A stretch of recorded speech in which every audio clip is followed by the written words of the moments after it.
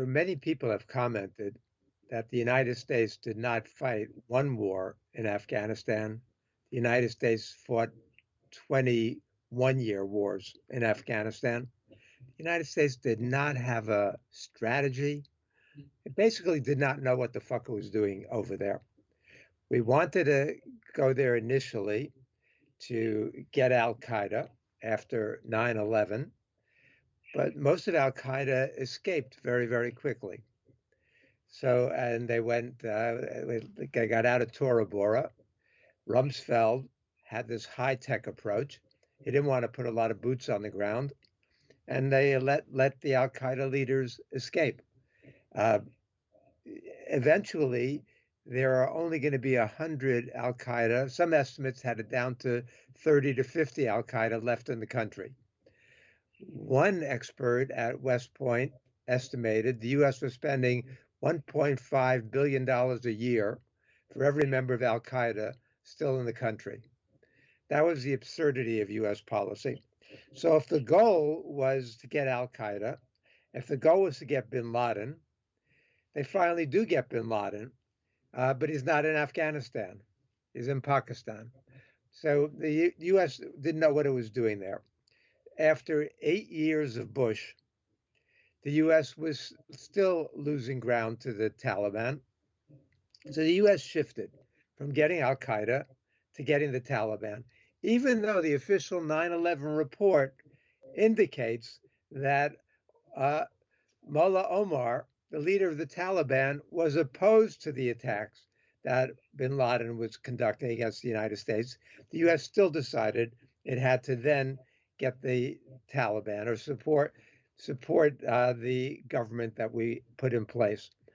Now that's where you get into the problems. Karzai and the people around him created a government that was so inept, so corrupt, so ridden with problems that the Americans could not solve it.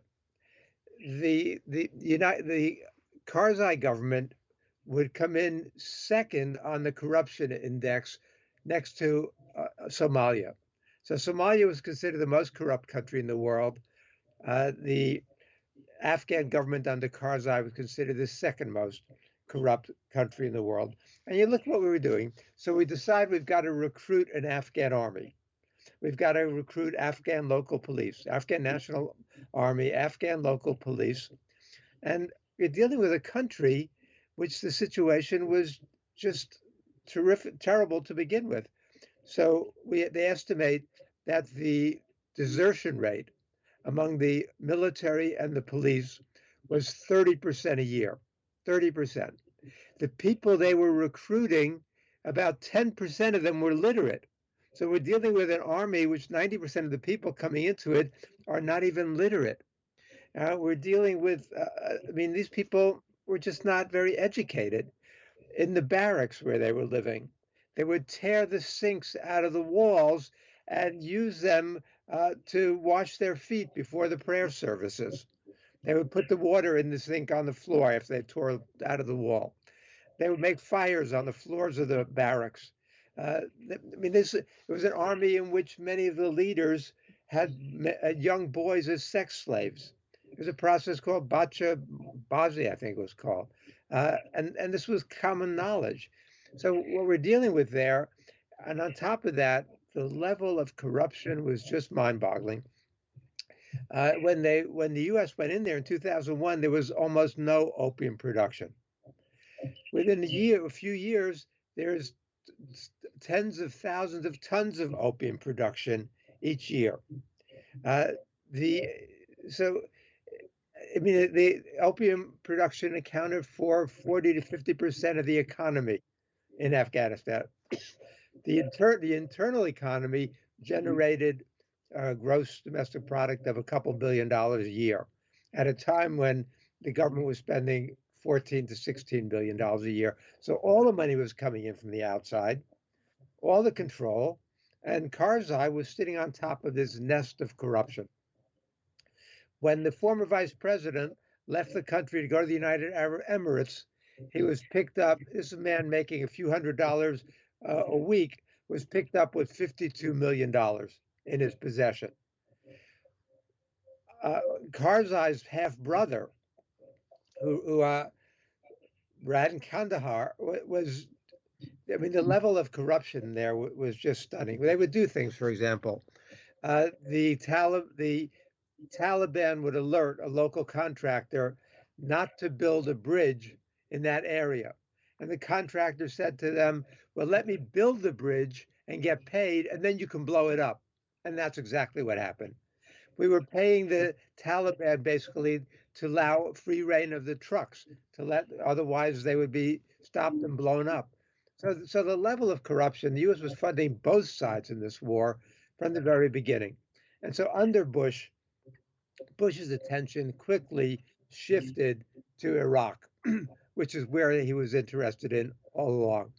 But Obama comes in there, and Obama is not incompetent ignoramus like Bush. Uh, Obama was a competent ignoramus, unfortunately, but he wasn't an ignoramus. He knew what he was getting into. During the campaign, he said, I don't oppose wars, I just hate dumb wars. And to him, the dumb war was Iraq. So Obama's strategy was to get out of Iraq so we could focus more on Afghanistan. That was the mistake. Obama, at the start of his presidency, called 9 very, very prominent presidential historians to Washington to give him advice. And they had a dinner, and they went around advising him, and they told him, don't get bogged down in Afghanistan. Don't do what Lyndon Johnson did in Vietnam. And no, but Obama said he wanted to meet with them on a regular basis, and he asked them for not to go public with this. Finally, Gary Wills from Northwestern went public with what it went at the meeting. He said at the end of the meeting, Obama asked for their final advice. They went around the room. And then Gary Wills said, when it came to my turn, he said, I agree with the others. Don't get bogged down in Afghanistan. It will destroy you. And Obama heard it. And what does he do?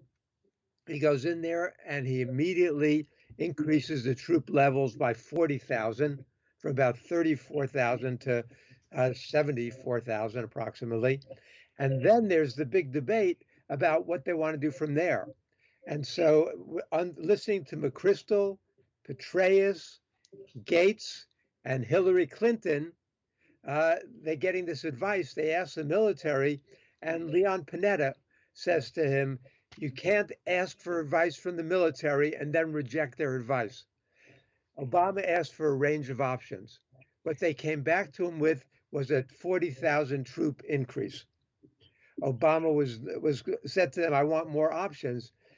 He was being pushed by Biden and by Lute and others not to go along with this 40,000 troop increase. What that meant and entailed was nation building on top of just the counterinsurgency operation. But Biden said, let's limit it to 20,000 troops and forget the nation building. Let's just train the Afghans to take over and get out as quickly as possible. Obama might have agreed with that privately, but he went along with the hawks who wanted the big troop increase. He finally says, well, the least I can get away with is 30,000. And so that's when they had the additional 30,000. So Obama effectively triples the number of troops that were there when he took over. He initially started to say, well, hopefully we'll be out by 2011. Then in 2014, he announced we'll be out by 2016. Then he backs down again, caves into the military, as he does over and over again, and says, well, we'll have 5,500 when we leave. They almost double that number by the time the U.S. leaves. So it's a disaster. But the situation there, the other part of this policy under McChrystal and Petraeus was to focus more on Pakistan. The idea was that if the Taliban had a safe haven in Pakistan, that we could never defeat them in Afghanistan. And what we do is we have a massive increase in drone attacks. So, and Obama loved drones. That was his signature contribution to American military history, this tremendous increase in drones. So you've got what Bush does in the beginning. From the very beginning, Bush goes in there and he says, round them up. And so, and he suspends the rules of war. Initially, you've got to have battlefield hearings to differentiate between combatants and civilians. Bush throws that out. He throws out the Geneva Convention. He says that these are not prisoners of war, they're unlawful enemy combatants. And he starts rounding them up, paying people this bounty for rounding people up. So they were turning in anybody they get their hands on just to get more money from the United States, many of whom were innocent, but they were not being given trials to determine their innocence. And then they were sent to the CIA black site prisons. They were sent to Guantanamo. They were sent to other governments, like in Egypt or even in Syria, for additional torture and abuse. It was a horrific policy. And the US began the policy of torture. We know about the waterboarding, we know about Abu Ghraib, we know about the horrible things that were going on, which Bush was tolerating, not only tolerating, encouraging. So the US reputation already was down the toilet. And the US commitment to human rights or decent treatment of prisoners was out the window. And so we were conducting this terrible policy under Bush. Obama takes over, and now our policy is going to continue with the drone attacks in Pakistan and Afghanistan. You might have seen the recent column by Imran Khan in the Washington Post and New York Times just a couple of days ago, talking about the role that Pakistan was forced to play by the U.S., which threatened them, but also bribed them, was giving them an additional $2 billion a year to allow us to do these terrible things inside their own country. But inside Afghanistan, the U.S. policy was drones, and it was also night raids. And so what we did, especially in the Pashtun areas, the U.S. would go in there and with the Afghan army in the middle of the night, knock down the doors, invade people's privacy, which was the bottom line for the Afghans. They hated this. And the US was creating more and more enemies. And so we would go there, we kill innocent people with these drone attacks.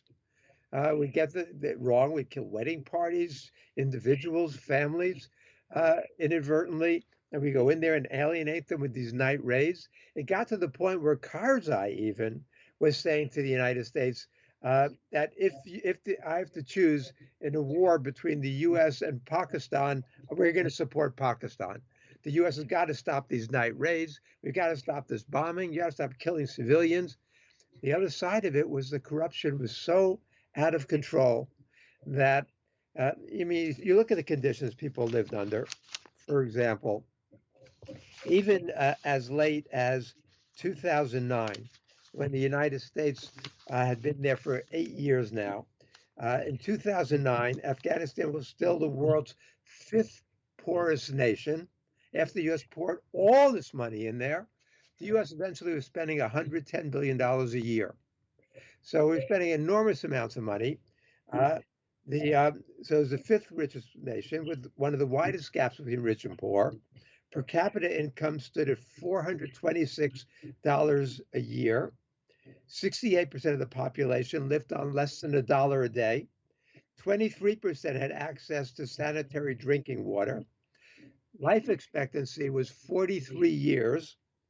24% of adults could read and write, but only 14% of women. Even in 2011, a decade after the U.S. got into the war, only 30% of girls attended school. And so the U.S. was spending at that point $110 billion on the military and $2 billion on development. As some of the leading experts who studied this said, this was less than the Soviets had been spending on reconstruction aid. And so Obama is now getting this advice from his generals to double down. And the reality, of course, that there were a lot of people who were saying, don't do this. Biden was a midway person, but there were a lot of others like Matthew Ho, who'd been a Marine officer in Iraq, but as a U.S. ambassador, a diplomat in Afghanistan. You've got former U.S. diplomats, former U.S. ambassadors telling them, don't get involved, that you're only making the situation worse. Get out of Afghanistan. Don't spend money on the military. Don't support this counterinsurgency. But Obama was too weak. And so the United States gets further involved, more deeply involved. And then when and the conditions for the Afghan people was horrible.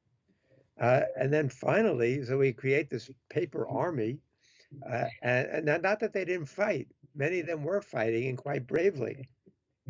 But the corruption, for example, there was the articles about how much you had to pay to buy votes in the Afghan elections, and we knew exactly how much you had to pay to buy the requisite number of votes. I mean, it was that kind of open, flagrant, out of control corruption. And so it got to the point where people who had despised the Taliban now welcomed them back because they were less brutal and less corrupt than the Afghans who the US was supporting in the local villages. And so this was the mess that we created there with our so-called nation building in Afghanistan. Trump runs on the idea that the U.S. has got to get out of there immediately. Even earlier, for years, Trump had been criticizing the U.S. involvement. And he ran in his campaign, said the U.S. is going to get out of there. Does Trump get us out of there? No, of course not. He again doubles down.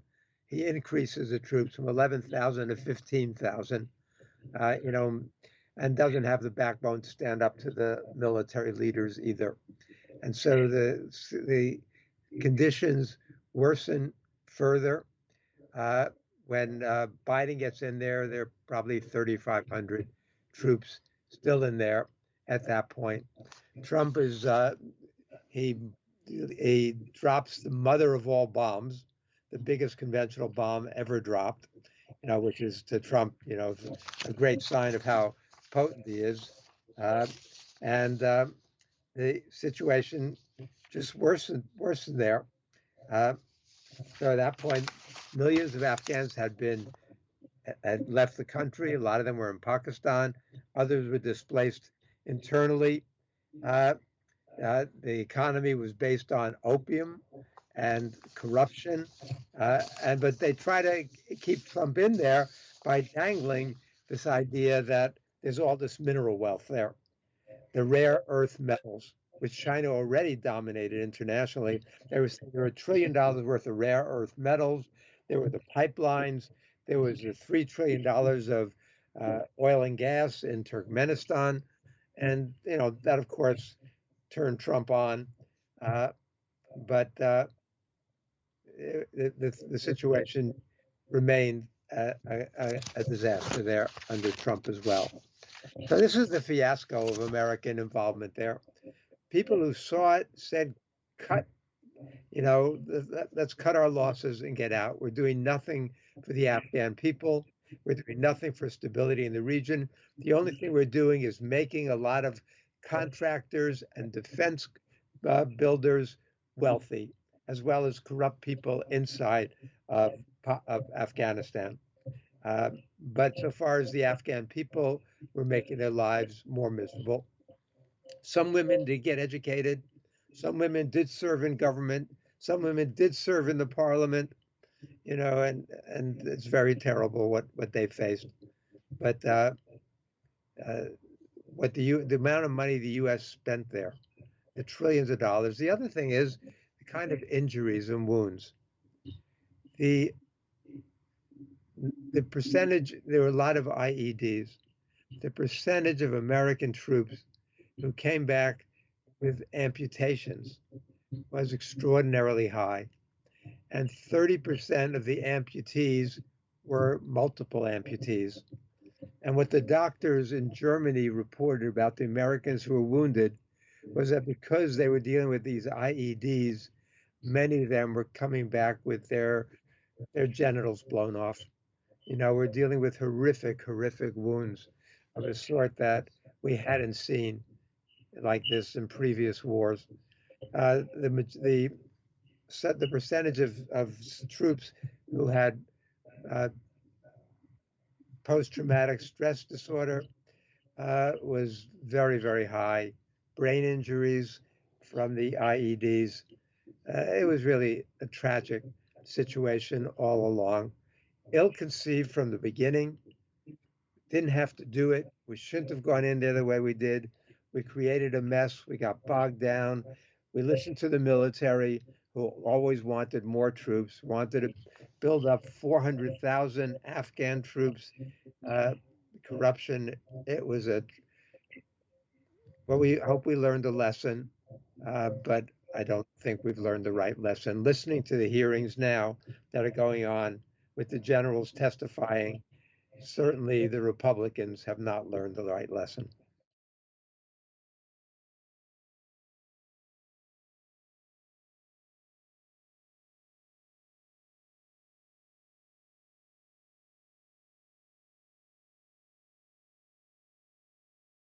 We've got to establish the fact that I probably didn't mention yet, that the war was illegal from the beginning. The war did not have the support of the United Nations. Afghanistan was not a threat to the United States. This did not pose a security threat. The United States was not under imminent threat of attack from Afghanistan or even from Al Qaeda. As we've discussed before, it was American incompetence, the incompetence of the Bush administration, that made the 9/11 attacks possible. Uh, that said, a police action was called for. However, the process of withdrawal, when Biden took over, he made very clear that he wanted to withdraw, but it was not Biden who announced the withdrawal, it was Trump. And the Doha Agreement that Trump signed called for American troops to be out by May 1st. You have to remember that Trump actually in 2019 dropped more bombs in Afghanistan than the United States had done any time before that throughout the war. Nothing was working. Even Trump understood that. And so they signed the Doha Agreement. It was a rotten deal in many ways. Trump cut the Afghan government out of the process. This was negotiated with the Taliban, with the United States. Trump agreed to allow 5,000 of the most dangerous prisoners out of prison in Afghanistan. And those were many of the ones who led the insurgency.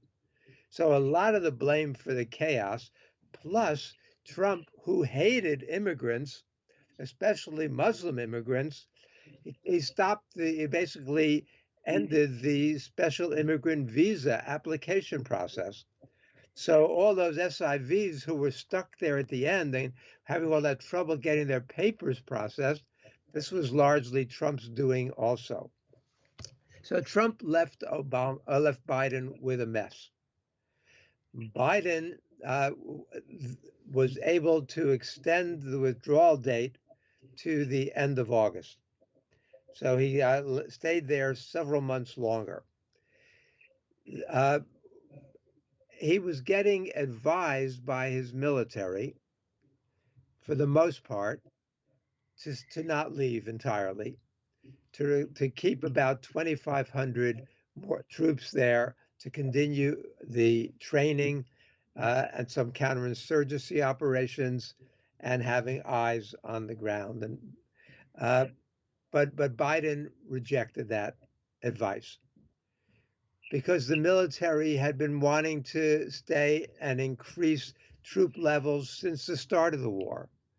They never wanted out. The military never wants out of any war situation that it's in. And Biden knew that. And so he rejected their advice.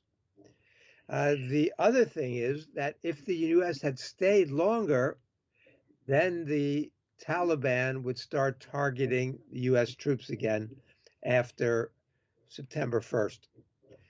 Biden knew that that was going to, American troop casualties were going to increase sharply at that point.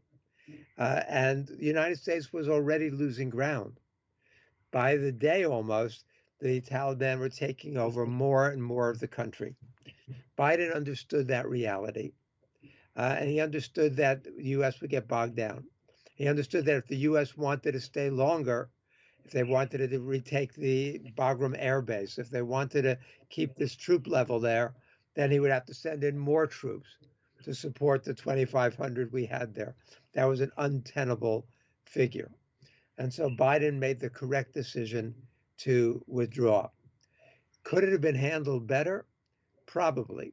But the thing you have to realize is that Biden was taking the advice of the intelligence community and the military, and his advisors were saying that the government in Kabul could probably hang on for 2 or 3 years, even after the U.S. withdrew. After the U.S. withdrew from Vietnam, the government there was able to continue fighting for another couple of years. After the Soviets withdrew from Afghanistan, the Soviet backed government was able to continue for another 3 years or so. So nobody expected the Afghan military to collapse and the Afghan government to flee and totally collapse the way it did. But the level of corruption there was beyond what people understood because the Americans had been fighting the war in the wrong way. Even the military we tried to create was a mirror image of the U.S. military. The Americans did not understand the culture. We did not understand the politics. We didn't understand anything about Afghanistan. And so we tried to create something that was untenable from the beginning. And it didn't work. And it collapsed. And as soon as Biden pulls out, and there's the chaos, and some of the chaos was excessive because they didn't expect the rapidity of the collapse. But they did manage to get out an enormous number of people. And people fault them for the fact that there was an ISIS bomb that killed a number of people, a lot more Afghans than Americans, but some Marines were killed. And the fact that the U.S. tried that drone strike that we thought killed these terrorists associated with ISIS. And in fact, it was tragically an Afghan family.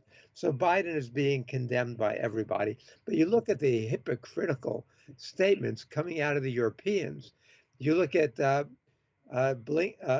Tony Blair, who's so responsible for the invasion of Iraq and was there a big cheerleader and involved in Afghanistan as well. And a lot of the other NATO folks just canting hypocrites, really. So Blair says that the end of the war was tragic, dangerous, unnecessary, which really refers to his war in Iraq. You look at the conservative candidate for chancellor in Germany, Laschet, said the withdrawal was the biggest debacle that NATO has suffered since its founding. The Economist magazine calls the U.S. withdrawal a fiasco, a grave blow to America's standing, a turning point. I mean, you've got all of these people commenting on what a disaster this was. The reality was it was going to be a disaster no matter what Biden did. That as soon as the Americans withdrew and the Taliban took over, there was going to be chaos. The Taliban are not competent to run things. The economy was collapsing. Even already last year, the leaders of Afghanistan said that the 90% of Afghans were earning less than $1 a day. So the economy was chaos. Unemployment has already very, very high, and the situation there is bad. The problem is, and this is what I've been saying from the beginning, there is no good outcome possible in this situation. It is a choice between bad outcomes and terrible outcomes. The United States is probably going to be $6 trillion in final debt by the year 2050 over the involvement in Afghanistan. The Americans who were wounded and killed are going to be wounded and killed. The Afghans suffered terribly. The more optimistic estimate is that 71,000 Afghan civilians died and 250,000 total. But the numbers are probably much, much higher than that. And the numbers who are wounded and injured probably is up in the millions.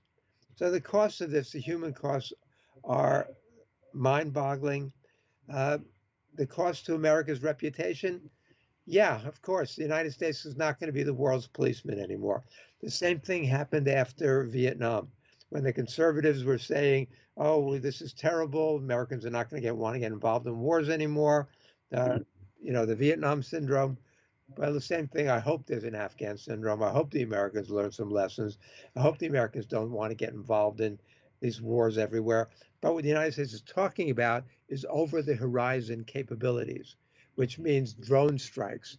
Right now, we're saying they're going to come from Qatar, Qatar or United Arab Emirates or Egypt, and the U.S. is actually trying to negotiate with the Russians to use bases in the area. But the Russians have said that Russia and China does not support or want to allow any U.S. bases in Central Asia. But what Putin floated in his meeting with Biden back in June in Geneva, Putin raised the possibility that Americans could operate from Russian bases in Central America. And that's what the discussion is. So when the meeting last week between Milley and Gerasimov, the top Soviet general, they actually discussed the possibility of Americans using Russian bases because nobody wants to see the reemergence of Al Qaeda or ISIS in the area. But also, nobody wants to see the continuation of American troops in the area. What we need are our united front operations against terrorism, but the way you defeat terrorism is you improve the life of the people there and the educational levels, and just you deal with the poverty, the vast poverty there. And so, if we can do that through the United Nations, then we can work together to really root out the conditions that create terrorism and allow terrorism to flourish.